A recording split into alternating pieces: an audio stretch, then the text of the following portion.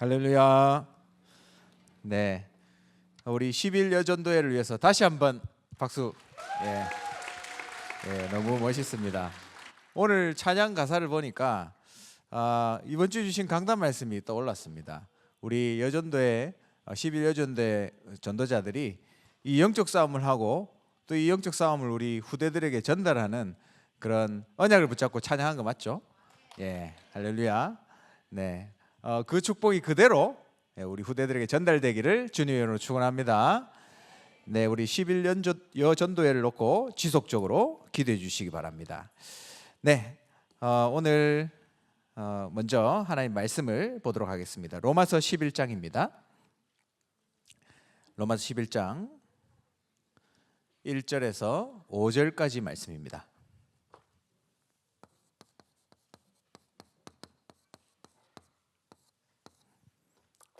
11장 1절에서 5절.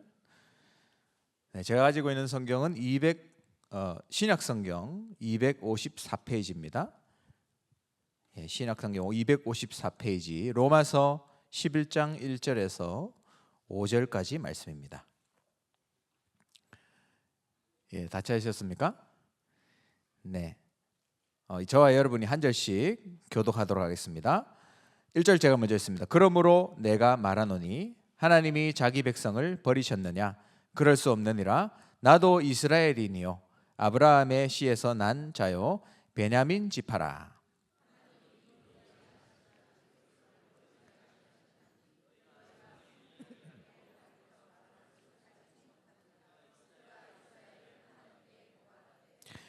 주여, 그들이 주의 선지자들을 죽였으며 주의 제단들을 헐어버렸고 나만 남았는데 내 목숨도 찼나이다 하니.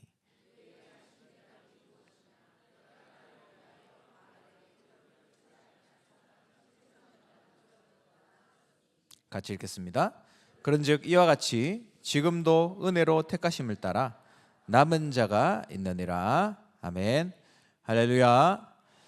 네, 오늘 우리 담임 목사님께서는 지난 수요일부터 일본 집회에 참석하시고 내일 또 일본에서 핵심 집회가 있잖아요. 그 핵심 집회 참석까지 마무리하시고 내일 저녁에 대구에 도착하십니다. 지속해서 여러분 기도해 주시고 우리 목사님 일정을 소화하시고 또 주일날 모든 또 주일 예배 일정을 소화하셔야 되기 때문에 여러분의 기도가 많이 필요합니다.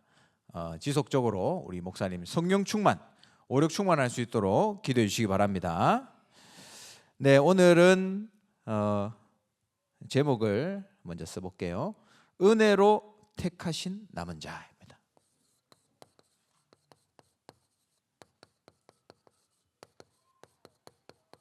하나님께서 우리를 남은 자로 은혜로 택해 주셨다, 이걸 말씀하고 있죠. 서론입니다. 하나님이 우리를 부르셨잖아요. 근데 그 부르심은 완전한 부르심이다라는 사실을 기억하시기 바랍니다. 하나님이 우리 인생을 부르실 때는 완전한 계획을 가지고 부르셨다. 그래서 빌립보서 1장 6절에 보니까 하나님이 우리 안에서 착한 일을 시작하셨다 그랬습니다. 그 일을 시작하신 이가 그리스도의 날까지 이루실 줄 확신하노라, 이렇게 말씀하고 있죠. 우리는 하나님의 완벽한 계획 속에서 부르심을 받았고, 요한복음 15장 16절에도 보면 우리가 하나님을 택한 것 같지만 그렇지 않습니다. 하나님이 이렇게 예수님께서 이렇게 얘기하셨습니다. 너희가 나를 택한 것이 아니요 내가 너희를 택하여 세웠다 말씀하셨죠.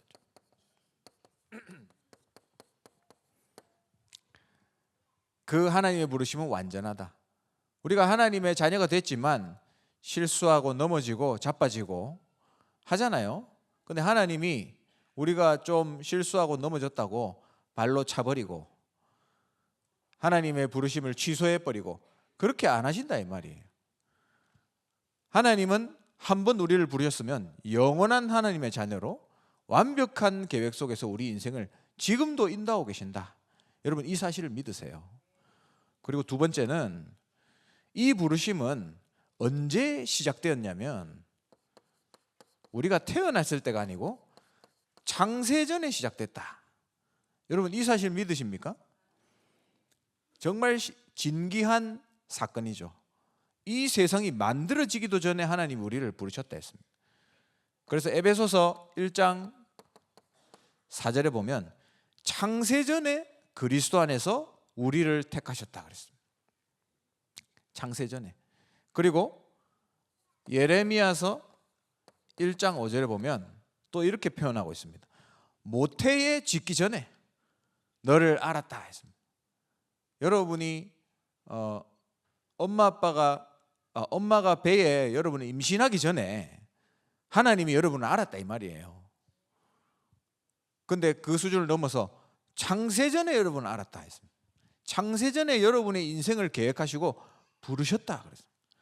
그러면 하나님의 부르심은 완전하고 절대적입니다. 이 사실을 믿으세요. 그래서 이 부르심은 영원을 두고 부르신 부르심입니다. 영원토록. 로마서 16장 25절에서 27절입니다. 영세전부터 세세무궁토록 하나님이 나를 통하여 영광을 받으시는 인생이다 이 말이에요. 내 인생은 창세전에 하나님이 나를 불러서 하나님이 나를 선택하시고 내 인생을 통하여 하나님께 영광을 돌리는데 언제까지? 영원토록. 믿으십니까? 이게 우리에게 주신 부르심이다. 여러분 이 사실을 기억하시고 그러면 내가 누군지가 나오죠. 나는 어쩌다가 그냥 하나교회 온 사람이 아니고 하나님이 택정해서 이곳에 앉게 하셨고 내 인생 남은 인생과 영원까지 하나님이 보장하시고 나를 지금도 인도하시는구나. 이 사실을 믿으시기 바랍니다. 자, 그렇다면 오늘은 번호를 쓰지 않고 한번 해보겠습니다. 우리에게 가장 중요한 것은 복음이잖아요. 성경은 복음을 얘기하고 있습니다. 다른 것을 얘기하지 않고 복음을 얘기하고 있는데 복음을 얘기하는 것 같지만 정확하게 얘기하면 복음의 흐름을 얘기하고 있습니다. 복음의 흐름. 복음이 얼마만큼 흘러왔느냐. 이게 굉장히 중요한 것이 되겠죠. 오스왈드 스미스라는 그 목사님이 쓴 책 중에 여러분 아시겠지만 선교사가 되려면이라는 책이 있습니다. 저도 예전에 메시지에서 나와서 한번 읽어봤는데 거기에 이제 선교에 대해서 어떻게 해야 되는지를 쭉 써놨어요. 근데 저는 그 내용도 은혜를 받았지만 그 서문에서 굉장히 영적인 부분들을 깨닫게 됐습니다. 그 서문의 그 스토리 제목이 지어낸 얘기인데 사단의 패배 이런 제목으로 서문을 써놨어요. 그게 어떤 거냐면 이 사단이 우두머리 아닙니까? 그러면 자기 졸개들 이 귀신을 데리고 전 세계 땅들을 딱 장악하고 있는 거예요. 근데 이 사단이 이제 시키는 거죠. 야, 알래스카 에스키모인들 복음 못 듣게 잘 막고 있지? 점검하는 거예요. 그리고 아프가니스탄 잘하고 있지? 점검하는 거예요. 그러니까 이 악한 영들이 네 잘하고 있습니다 하면서 에스키모인들 복음 전하려고 왔는데 찬바람 부르고 해가지고 얼려서 죽여버렸습니다. 와 잘했다. 여러분 웃을 일이 아니죠. 선교사님이 죽었는데 그죠? 그리고 아프가니스탄 가는 선교사들을 막기 위해서 우리 졸개들 그 보초병들 총사가 죽였습니다. 이렇게 보고를 하는 거예요. 잘했다. 우리의 왕국은 영원해야 된다. 이렇게 얘기하는 거예요. 그런 이제 스토리가 지나고 나서 한 50년이 흘렀다. 이렇게 나와 있어요. 50년이 흐른 그 오늘 사단이 완전 열받은 거예요. 그리고 그 밑에 있는 졸개들도 벌벌벌 떨고 있고. 그래서 이놈들이 제대로 일을 못해 하면서 막 뭐라 하고 있는 거예요. 그래서 지금 에스키모인들 어떻게 됐어? 물어보니까 그때 죽었던 그 선교사를 찾으러 본국에서 다시 왔는데 그 선교사가 얼어 죽었다는 소식을 본국에서 듣고 교회가 기도를 시작했습니다. 그래가지고 다시 선교팀이 파송됐는데 알 수 없는 힘이 막아가지고 우리가 그들을 막아내지 못했습니다. 이렇게 보고를 하는 거예요. 다 똑같아요. 아프가니스탄에도 선교사가 들어왔는데 그 알 수 없는 힘, 천군 천사들이 와서 그들을 막음으로 우리가 이길 수가 없었습니다. 드디어 첫 사람이 복음 들은 한 사람이 나왔습니다. 그리고 또 복음 들으려고 하고 있습니다. 이렇게 이제 보고를 하는 거죠. 그러면서 사단이 이제 나는 끝났구나 하면서 스토리가 끝이 납니다. 여러분, 그 오스왈드 스미스라는 작가가 쓴 그냥 지어낸 얘기인데 굉장히 많은 것들을 얘기하고 있죠. 여러분, 우리 전 세계를 보면서 지금 현재 복음의 흐름이 얼마만큼 흘러갔는가를 한번 보세요. 여러분, 우리나라에도 마찬가지고요. 우리 가정 가문에도 마찬가지고요. 아니면 내 자신에게도 마찬가지입니다. 여러분, 지금 여러분 안에 복음이 부흥하고 있습니까? 아니면 복음이 점점점 소멸되고 있습니까? 우리 대한민국은 어떻습니까? 이거에 대한 여러분 기도와 생각이 있어야 된다는 거죠. 근데 자세히 보면 이 복음의 흐름은 복음이 부흥하고 다시 복음이 소멸되려고 하고 이 모든 것들은 성경의 얘기고 지금 우리가 목사님을 통해서 강단을 통해서 말씀 받고 있는 사사기의 내용이고 성경의 역사고 모든 인류의 역사다 이 말이죠. 그래서 이걸 보면서 우리 인생을 진짜로 무엇을 위해서 어떻게 살아야 되는가? 여러분, 이걸 오늘 한번 곰곰이 기도해 보시고 그 답을 반드시 찾아내셔야 돼요. 영적인 악순환. 이 영적인 악순환이 끊어지지가 않는 겁니다. 영적인 싸움이 계속돼야 되는데 영적 싸움이 끊어지니까 사사기의 제일 마지막에 뭐라고 나와 있죠? 자기 소견에 옳은 대로 행했다 이렇게 나와 있죠. 결국에는 여호와를 잊어버리고 영적 싸움에 실패한 언약을 놓친 그 흐름들이 나오기 시작한 겁니다. 그래서 하나님은 처음부터 복음을 주셨습니다. 우리에게 다른 걸 주시지 않았어요. 창세기 1장 27절 28절에 복음을 주시고 하나님 형상을 주셨던 거죠. 그런데 우리 인간들이 늘 불신앙함으로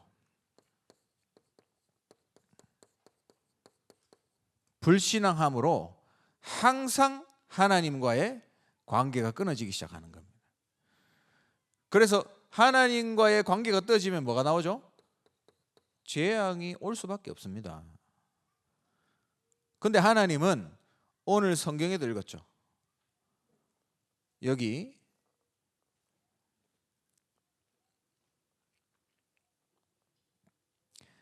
4절에 나와 있습니다. 그에게 하신 대답이 무엇이냐?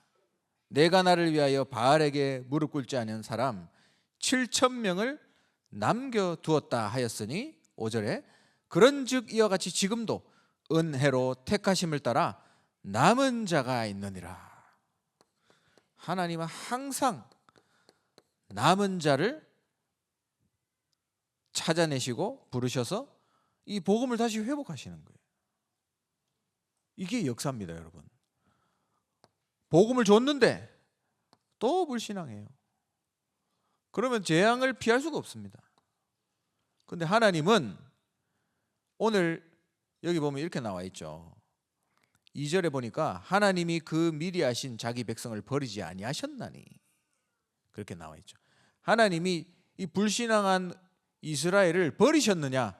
그렇지 않다 이 말이에요. 우리가 복음을 놓쳐도 하나님 우리를 버리지 않고 다시 회복하게 하신다 이 말이죠. 남은 자를 불러서 또다시 복음의 시대를 여시는 것이 하나님의 방법입니다. 그렇다면 우리가 이 역사를 보면서 지금도 우리가 받고 있는 그 강단 말씀대로 우리의 인생이 이 복음을 지키고 언약을 놓치지 않는 영적 싸움을 계속해야 돼요. 왜 그러냐? 우리는 그냥 재앙 면하는 정도의 신앙생활을 하면 안 됩니다.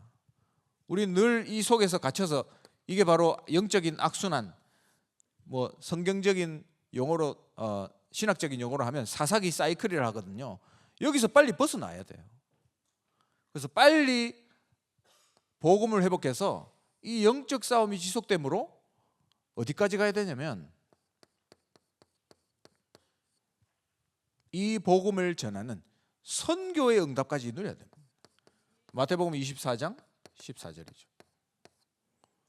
여러분, 이 응답을 받지 못한다면 그럼 아까 전에 제가 얘기했던 사단이 자기 왕국을 이루고 복음이 전 세계에 전파되지 못하도록 막는 그 영적 싸움을 이겨낼 수가 없는 거예요. 그래서 여러분, 이 영적 싸움을 해라. 하나님이 아담과 하와에게 복음을 주셨는데 아담과 하와가 창세기 3장에 그걸 놓쳐버렸죠. 그래서 어떻게 됐습니까? 결국에는 사망이라는 재앙이 왔습니다. 인류에게 사망이라는 엄청난 재앙이 온 거죠. 그런데 하나님은 이 아담에게 어떤 언약을 주시죠? 창세기 3장 15절에 여자의 후손이라는 언약을 주시죠. 그래서 다시 복음을 회복시키십니다. 그런데 또다시 그 후대가 복음을 놓쳐버리죠. 가인은 피제사를 놓쳐버리고 결국에는 동생을 죽이기에 이릅니다. 살인이라는 어마어마한 재앙이 일어난 거죠. 그런데 하나님은 그 엄청난 재앙 속에서 다시 아담과 하와에게 셋이라는 남은 자를 주시고 그 셋의 후손 에노스, 그 에노스를 창세기 4장 26절에 보면 사람들이 비로소 여호와의 이름을 불렀더라. 복음을 회복하게 이릅니다. 그런데 이 가인의 후손, 이 불신앙의 후손 아닙니까? 이들이 네피림을 만들어내죠. 또 복음을 놓칩니다. 그래서 네피림 이 불신앙 때문에 맞은 재앙이 뭐죠? 홍수 재앙입니다. 홍수 재앙. 온 인류가 몰살되는 그런 어마어마한 재앙을 겪게 됩니다. 그때 하나님이 누구를 부르셨습니까? 노아를 부르셨죠. 이 홍수 속에 살아남은 남은 자 노아를 불러서 하나님의 복음을 다시 회복하십니다. 그리고 노아의 후손, 그 자녀들 중에 함이라는 그 자녀가 저주를 받게 되죠. 그죠? 그러면서 그 함의 후손이 바로 니므롯이라는 자인데, 그 니므롯이 바로 바벨탑을 주도했던 인물입니다. 그래서 그 현장에 하나님을 대적하고 하나님처럼 높아지려고 하는 그 불신앙 때문에 흩어지는 재앙을 겪게 된 거죠. 그때 하나님이 누구를 부르셨습니까? 바벨탑 재앙을 다시 막는, 회복하는 아브라함을 부르셨죠. 아브라함을 창세기 12장에 불러서 아브라함을 통해서 가나안, 하나님이 메시아 보낼 땅, 그 언약을 주십니다. 그래서 아브라함을 통해서 아브라함, 이삭, 야곱, 요셉에 이르기까지 그 남은 자들을 불러서 하나님이 복음을 회복시킨 거예요.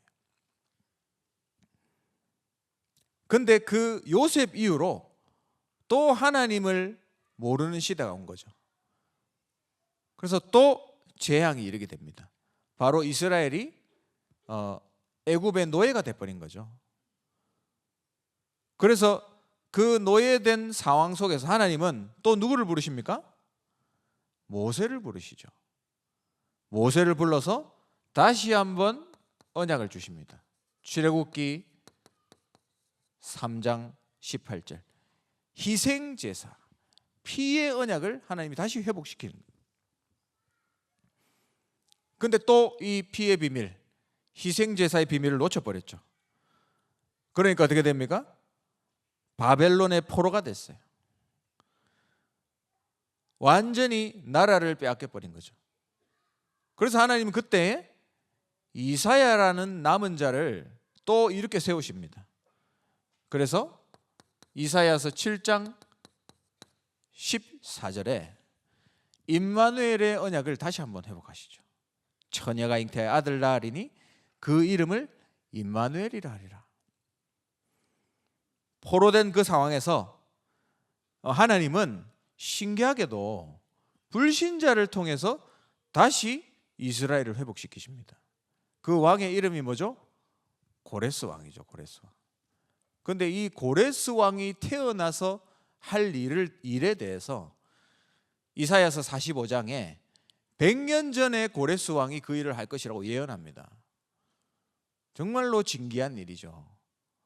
하나님을 모르면 절대로 이해할 수 없는 일입니다. 그런데 하나님은 이렇게 불신자를 통해서도 회복해 하시는 거죠. 이사야의 언약을 붙잡고 이 포로 생활이 회복된 겁니다. 그런데 또 복음을 놓쳐버리죠. 그래서 암흑기에 이릅니다. 암흑기. 완전히 이상이 보이지 않고 아예 그냥 하나님이 없는 것 같은 그런 시대가 왔습니다. 그래서 속국된 이스라엘의 상황이 된 거죠. 로마의 속국이 되게 있는 거죠. 그때 하나님은 아예 그 복음의 실체 대신 그리스도를 이 땅에 보내십니다.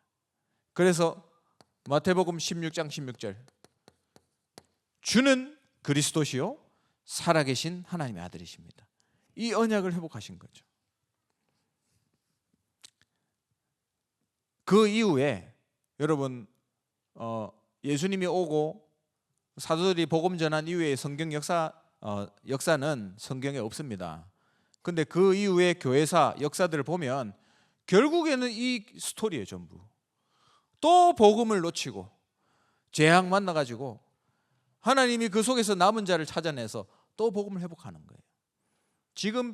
지금까지도 이렇게 흘러오고 있습니다. 그러나 중요한 사실은 뭐냐면 불신앙 가운데 우리가 재앙을 만났지만 하나님이 우리를 완전히 버리는 게 아니다 이 말이에요. 여기 읽었잖아요. 2절에 다시 한번 보면 이렇게 말합니다. 하나님이 그 미리 하신 자기 백성을 버리지 아니하셨나니 말씀합니다. 하나님은 여러분 같은 복음을 다시 깨달은 남은 자를 통해서 회복하시겠다, 이걸 약속하고 계신 겁니다. 그래서 하나님이 이 시대에 이 성경을 보면서 많은 남은 자들이 하나님께 부르심을 받고 쓰임 받았잖아요. 그럼 지금 이 시대에 여러분을 뭘로 불렀습니까? 여러분을 남은 자로 부르신 줄을 믿으시기 바랍니다. 유럽을 보세요. 이 복음 운동을 바울이 유럽에서 일으켰잖아요. 그래서 이 유럽이 축복을 받았습니다. 그래서 모든 문화가 유럽에 다 있었죠. 그런데 유럽은 점점 복음이 사라지기 시작하고 심지어는 면죄부를 판매하기에 이르고 나중에는 현대에 와서는 자유주의 신학이 일어나서 하나님이 없다는 신학이 나오기 시작합니다. 지금 유럽이 어떻게 됐습니까? 저도 유럽에 있어 봤지만 복음이 없어요. 예수 믿으면 네 미쳤냐 이렇게 얘기합니다. 그 정도예요. 완전히 재앙을 만난 거죠. 그래서 하나님이 또 미국을 들어서 쓰시지 않습니까? 근데 지금 미국 어떻습니까? 여러분 상황 아시잖아요. 미국이 청교도 정신으로 세워진 나라요. 성경 위에 세워진 나라요. 미국 달러 지폐에 우리는 하나님을 믿는다 써놨잖아요. In God we trust 해놨잖아요. 근데 하나님 안 믿어요. 그래서 그리스도라는 단어를 쓰지 않으려고 해피 할리데이, 마약 천지인 천국인 도시가 됐지 않습니까? 그 나라가 됐지 않습니까? 총기 살인 일어나고 동성애가 일어나고, 여러분 이게 세계사입니다. 세계사. 자, 그렇다면 우리나라는 어떻습니까, 여러분? 우리나라 복음의 흐름이 우리나라에는 어떻습니까? 140년 전에 우리나라에 복음이 들어왔습니다. 첫 선교사님이 141년 전에 우리나라 오셨어요. 이 선교사님들이 했던 얘기가 뭐냐? 조선에는 빛이 안 보인다, 이 정도였습니다. 얼마나 흑암이 짙었는지 빛이 안 보인다. 그런데 하나님이 우리 대한민국을 영적으로 축복하셔서 지금은 조금 바뀌었지만 미국 다음으로 선교사를 많이 보내는 나라가 우리 대한민국이 됐잖아요. 얼마나 하나님이 우리를 축복하셨습니까? 우리나라의 영적인 흐름을 봐야 돼요. 근데 지금 어떻죠? 또 악순환으로 들어가고 있습니다. 교회가 문을 닫기 시작하고요. 오직 복음만 하면 되는데 다른 게 나오기 시작하고, 점점 그렇게 된다니까요. 계속 그렇게 흘러가고 있습니다. 여러분의 가정은 어떻습니까? 여러분 가정 안에 복음의 흐름은 어떻습니까? 저희 부모님은 성결교 출신이거든요. 그래서 예전에 제가 부산에 있을 때, 제가 어렸을 때 제 기억에, 개인 얘기를 해서 죄송합니다. 저희 부모님이, 아버지는 안수 집사님이고 어머니는 그냥 서리 집사님이에요. 근데 그때 당시에 뭐 할 사람이 없었는지 그런지 모르지만 저희 아버지가 그 찬양대 지휘하시고 어머니가 반주하고 이랬거든요. 그러면 주말만 되면 이제 연습한다고 난리예요, 막. 그래서 이제 주일날 이제 찬양대 하고 또 예배 드리고 이렇게 메시지 듣고 하면 회복대가 와야 되잖아요. 은혜 받고 힘을 얻고 와야 되잖아요. 근데 희한하게 주일 예배만 갔다 오면 싸우더라고요, 어머니 아버지가. 제가 한 번씩 강단에서 이 얘기를 하니까 저희 어머니 아버지가 제가 무슨 메시지 하는지 다 모니터링 하고 있거든요. 그래서 내 욕 좀 그만해라 하고 얘기하시던데, 뭐 어쩌겠습니까? 그랬어요. 그래서 저희 어머니는 늘 악몽에 시달리고, 교회 반주하는 집사님인데 늘 악몽에 시달리고 귀신이 너무 많이 나와요. 늘 그렇게 사셨습니다. 그러다가 어느 날 복음을 받게 된 거죠. 그래서 한 달 만에 악몽이 완전히 사라졌습니다. 꿈 속에서 예수 그리스도의 이름으로 싸우기 시작했는데 그 참왕 대신 그리스도의 능력이 얼마나 강한지 한 달 만에 귀신이 손들고 가버리더래요. 복음이 회복된 겁니다, 우리 저희 가정에. 그게 저한테도 내려왔고, 어쩌다 보니까 제가 대구에 와서 지금 이 자리에까지 선 거 아니겠습니까? 하나님이 저희 가정을 축복하셨다, 저는 그렇게 보여집니다. 여러분 가정 어떠십니까? 복음이 지금 부흥되고 있습니까? 아니면 복음이 쇠퇴되고 있습니까? 보셔야 돼요. 아니면 여러분이 이 사이클에 갇혀서 빠져나오지를 못할 겁니다. 이게 지금 세계사의 흐름인데 여러분 가정의 흐름이 될 수도 있어요. 그러면 계속 복음 놓쳤다가 부부 싸움 하다가 다시 복음 붙잡고 다시 회복했다가 또 왔다 갔다 하는 겁니다. 그러면 전도 선교는 언제 하겠습니까, 우리가? 빨리 빠져나와야 돼, 이 사이클에서. 하나님은 여러분을 누구로 부르셨다고요?